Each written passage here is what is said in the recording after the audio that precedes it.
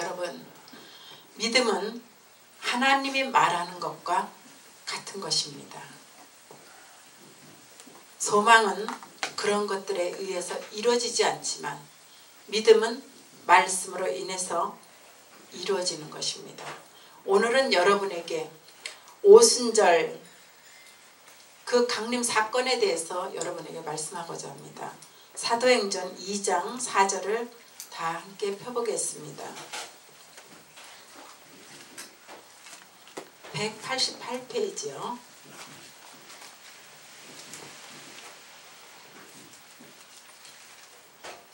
다들 찾으셨나요?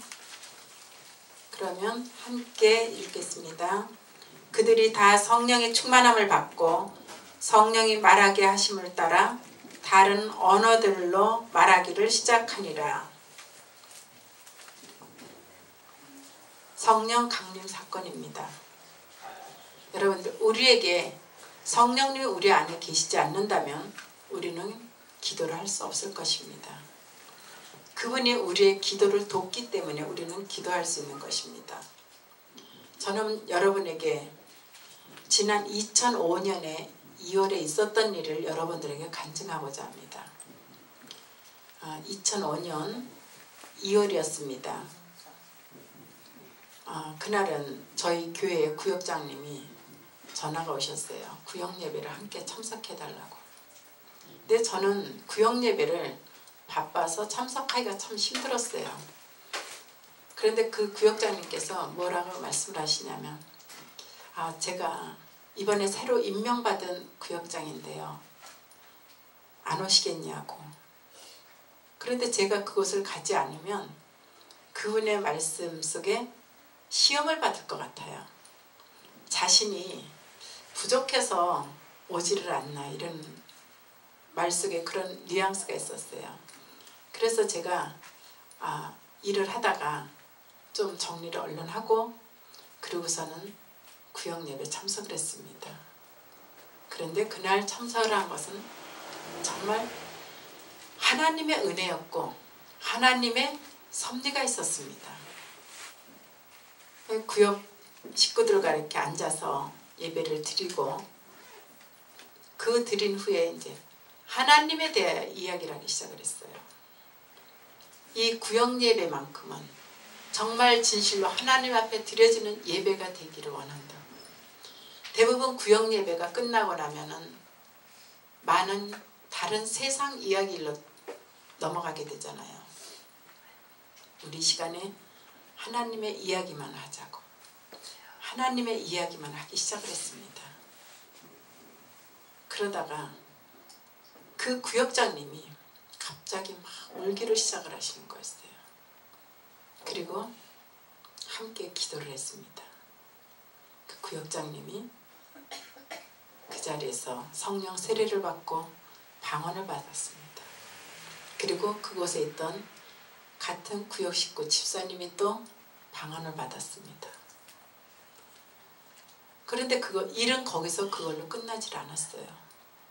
그리고 저는 저대로 또 다른 일을 하는 것이 있어서 돌아왔습니다. 돌아왔는데 오후에 그 구역장님한테 전화가 왔어요. 권사님, 오늘 저녁에 저희 집에 초대를 하고 싶은데 오시겠어요? 이러는 거예요. 그런데 참 처음 본 구역장님이었고 처음 본 권사님을 제가 그 집에까지 가기가 좀 마음이 부담스러웠어요. 그러나 우리가 처음 보아도 하나님 안에서 만나면 다 금방 친근감 있잖아요.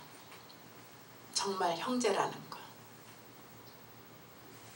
그래서 그분의 간절한 부탁에 그곳을 가게 되었습니다.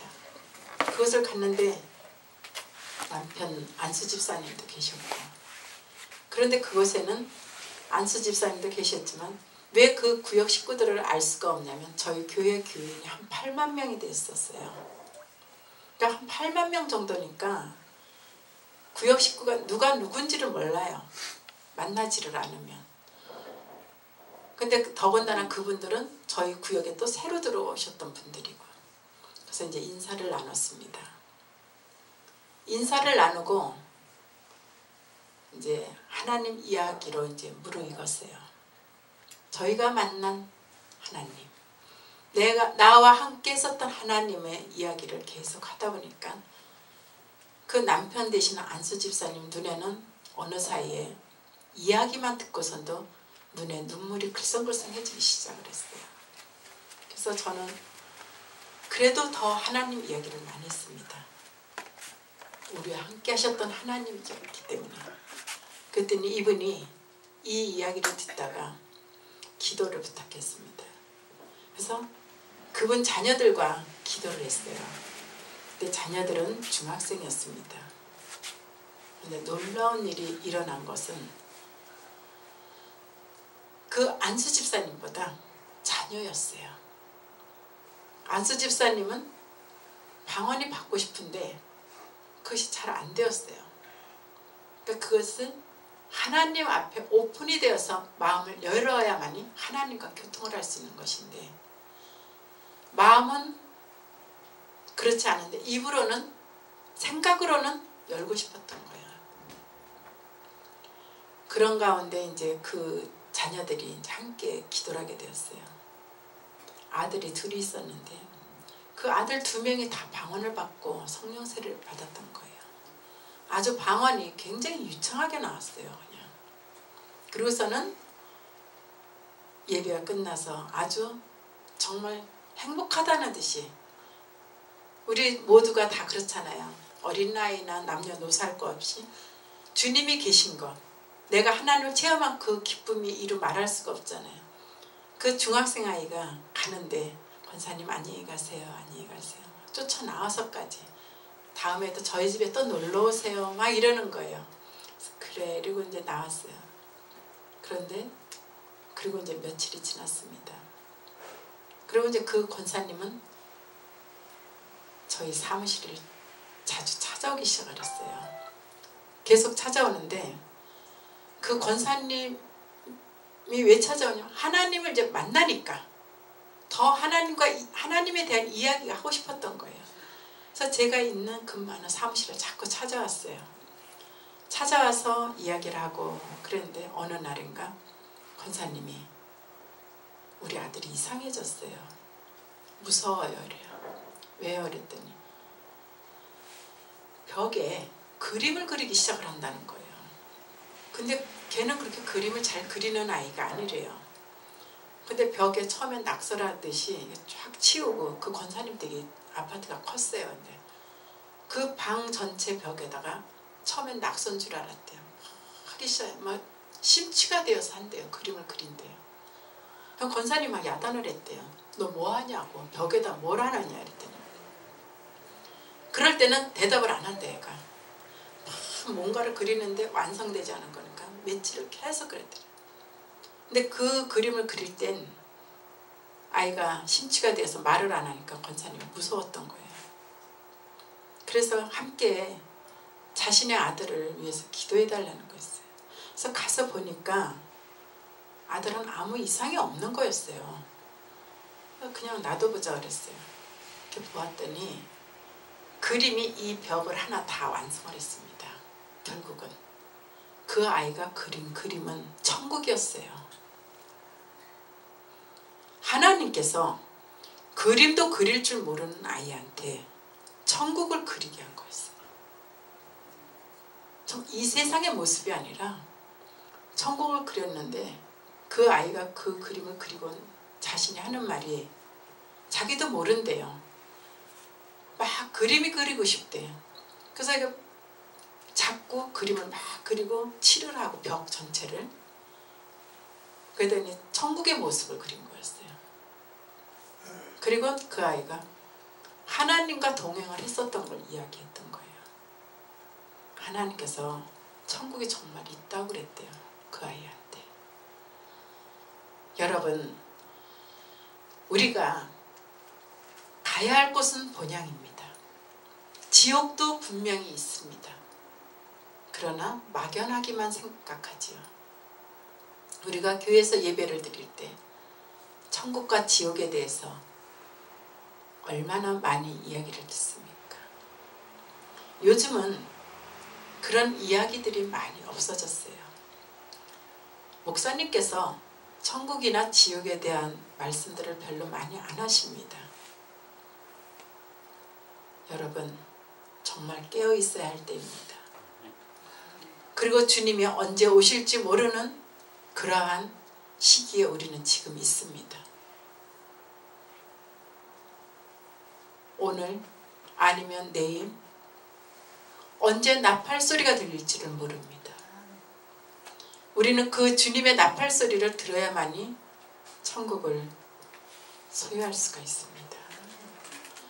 여기에 계신 여러분들은 꼭 주님이 오실 때는 들림을 받아야만 됩니다. 여러분들, 그 중학생을 통해서 그 중학생이 벽에다가 천국을 그리게 된 동기는 무엇일까요? 하나님께서 오죽이나 답답하셨으면 그 중학생을 통해서 천국을 그리게 했겠습니까? 그 벽에 그려진 천국의 모습은 제가 보았을 때도 너무 아름다운 모습이었어요. 마치 이것은 사람의 손으로 그린 그림 같지가 않았어요.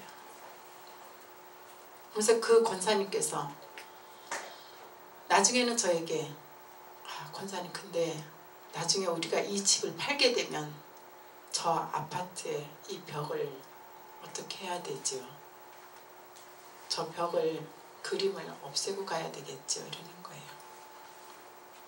왜 그러냐면 그분은 언제 떠날지 모르지만 이사를 가야만 하는 그런 위치에 있었습니다.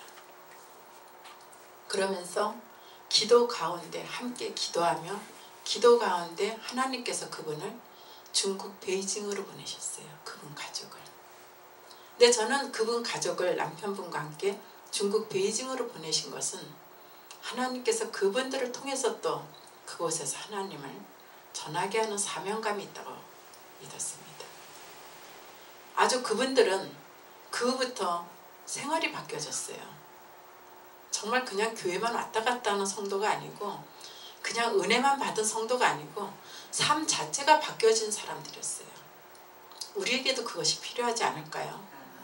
우리에게도 분명히 우리의 삶이 바뀌어져야 됩니다. 우리가 주님을 만났으면, 주님의 첫사랑이 있다면 그것을 다시 회복시켜야만 됩니다. 그 첫사랑을 다시 회복시키지 않는다면 우리는 영원히 불못으로 들어가게 될 것입니다.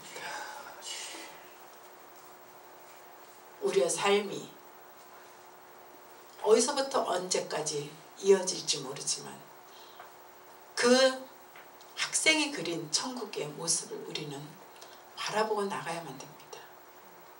분명히 지옥도 있고 천국도 있기 때문입니다. 한 사람 한 사람의 생명이 소중하듯이 하나님께서는 우리 모두의 그리스도인의 생명들이 소중했기 때문에 그래서 결국은 이사를 할 때 그 그림을 지우지 않고 집을 팔았습니다. 저에게 의논하셨는데 제가 그냥 놔두세요. 그냥 놔두시고 그 집을 팔게 되면 그곳에 들어오는 사람이 만일 그리스도인이라면 천국을 다시 소망하는 믿음을 갖게 될 것이고 그리스도인이 아닌 사람이 들어올지라도 이게 무슨 그림이야. 그래도 믿지 않는 사람도 천국과 지옥이 있다고 말은 해요. 그럼 이거 천국 같다 이렇게 느껴질 테고 하나님께서는 어떠한 길로 그 그림을 통해서 또 사람을 구원할 수 있을지 모르니까 지우지 말라고 했습니다. 그래서 그 그림을 지우지 않은 채로 그분들은 이사를 했어요. 정말 늘 기억에 남는 분들입니다. 보고 싶은 사람들이고 그 권사님 이름이 이소원 권사님입니다. 늘 만나고 싶고 서로 사랑하게 되고 서로 아끼고 안 보면 보고 싶을 정도의 그런 권사님이셨어요. 근데 지금은 저하고 소식이 끊어져 있습니다. 핸드폰 번호를 바꾸다가 어떻게 그 사이에 그분도 번호를 바꾸고 이러다가 어떻게 해서 소식이 끊어졌어요. 그래서 제가 어제 CTS에서 녹화를 하면서 그 방송을 통해서 그 권사님 이야기를 할걸. 그랬으면은 찾을 수 있을 텐데 언젠가 만나게 될 것입니다. 우리가 소망하는 사람들은, 보고 싶은 사람은 하나님께서 꼭 만나게 해주시더라고요. 저는 한 10년 전에 헤어진 분을 정말 만나고 싶었던 권사님이 있었어요. 근데 제가 부도가 나다 보니까 전화번호도 바꿔야 하고 그럴 일들이 많았어요. 그러다가 그분과 헤어졌습니다. 근데 정말 늘 항상 보고 싶었어요. 그 권사님을 만나고 싶은데, 참 믿음이 신실하신 분인데. 그런데 어느 날 그 구로동 쪽에 있는 애경백화점 쪽에서 그분을 만난 거였어요. 아주 아슬아슬하게 코너에서 그분은 이렇게 돌을 떼고 저는 이렇게 갈 때 이러면서 서로 한 거였어요. 그분은, 그 권사님 지금 연세중앙교회 다니시는데, 만나서 이제 정말 너무 감사해가지고 지난 세월의 이야기들도 하고 그랬는데요. 하나님께서는 우리가 꼭 필요한 사람들은, 우리가 보고 싶어하는 사람들은 언젠가 만나게 해주십니다. 그래서 저는 그 이소원 권사님도 꼭 만나게 해주실 걸로 믿습니다. 참 예쁜 권사님이세요. 마음도 예쁘시고 믿음도 예쁘시고. 하나님께서 그것만 들어주시겠어요? 우리가 기도하는 모든 기도의 제목들은 이미 상달되었습니다. 여러분들이 눈물로 기도한, 애통하는 기도는 이미 하나님 앞에 상달되었습니다. 다만 이 시간에 우리가 그 기도의 응답을 받을 준비가 아직 되어 있지 않기 때문에 서서히 늦게 받게 되는 것인지도 모릅니다. 여러분들 얼만큼 준비되셨나요? 만일 주님이 오늘 나의 딸아, 나의 아들아, 이제 나를 보러 오라. 여러분, 네, 아멘 하고 올라가실 분 계십니까? 네. 권사님처럼 정말 아멘 하고 올라가야 됩니다. 우리는 믿음의 그리스도인은 정말 하나님만을 바라보는 삶이 되어야 됩니다. 우리 안에 다른 무엇과 시석이 되어도 안 됩니다. 여러분들이 생수를 드십니다. 그 물에 조그만 먼지나 무엇인가 조금 떨어져 있어도 여러분 드실 수 있습니까? 거기다가 더군다나 하수구 물을 한 방울만 떨어뜨리면 드실 수 있겠습니까? 아무리 믿음이 좋아도 드실 수가 없을 것입니다. 여러분, 우리의 모습이 그렇게 정결해져야만 됩니다. 우리 하나님 앞에 기도를 하면서, 하나님 나를 받아주세요. 하나님 나를 찾아주세요. 나를 만져주세요. 아무리 그래도 내 안에 하수구 같은 모습이 조금 남아있는데, 정제되지 않은 모습이 있는데 어떻게 하나님께서 나를 만져주실 수 있겠습니까? 우리 자신을 매일매일 같이 회개하고 나가며, 그렇다고 또 어제의 일의 죄를 오늘도 회개하는 것이 아니라 오늘 하루의 일을, 여러분이 어제의 일을 회개하셨다면 그것은 어제로 끝난 것입니다. 회개란 한 번 한 것이 계속 반복되는 것은 아닙니다. 오늘 살아가면서 오늘의 죄를 또 회개하는 것입니다. 어떻게 오늘 하루를 살아가면서 또 죄 없이 살 수 있겠습니까? 더군다나 사람과 사람이 만나고 이 인간 세상을 살아가는데, 여러분들이, 여러분의 자녀가 여러분이 가장 소중히 여기는 것을 깨뜨렸든지 손상시켰다면 화가 날 거 아닙니까? 처음에는. 그렇지만 그 자녀가 엄마 용서해줘, 아빠 용서해줘 이러면 내 자식인데 어떻게 해요? 그래, 속으로 좀 아깝지만 그래, 이렇게 될 거 아니에요. 근데 그 다음날 돼서 또 용서해줘. 그러면 어제 용서했잖니. 근데 또 그 다음날이 돼서 엄마 그거 정말 미안해, 용서해줘라. 그럼 나중엔 짜증나는 거예요. 하나님도 그렇습니다. 여러분이 어제의 일을 계속 회개를 한다면 하나님은 나는 이미 너희를 용서했노라. 오늘의 일을 우리는 회개하는 것입니다. 오늘의 부족한 것을. 예를 들면 저희 딸이 어려서 3살 때였어요. 도자기가 굉장히 비싼 게 있었어요. 어마어마한 가격이었어요. 그거는. 근데 얘가 한 손에 깨버렸어요. 완전히 박살을 냈어요. 근데 얘가 걸음마하고 다니니까 그걸 깰까봐 그 안에 수석을 잔뜩 집어넣었어요. 무겁게. 근데 이만해 큰 건데 그 안에 집어넣으니까 이건 굉장히 비싼 거 잘해야 되더라고요. 그 안에 수석을 잔뜩 집어넣는데 무슨 애기가 힘이 센지 이거를 확 당긴 거였어요. 와장창 깨졌는데 순간에 아이가 다쳤나 먼저 보게 되었는데 애는 안 다쳤어요. 근데 아이가 놀래가지고 있는 거예요. 괜찮아 괜찮아 이랬어요. 근데 마음속으로는 좀 아깝죠. 그게 몇 천만 원이 되니까 이거 어떡하지 이랬는데 일단 담았어요. 담아가지고 그거를 안국동에 가지고 갔어요. 그걸 붙일 수 있나요? 안 되는데 너무 박살이 나가지고 한순간에 그냥 버리게 되는 거예요. 근데 여러분 그 애가 뭘 알아요? 그날 하루 용서한 걸 끝난 거예요. 그 다음날 씩씩하게 또 돌아다니고 막 그러는 거예요.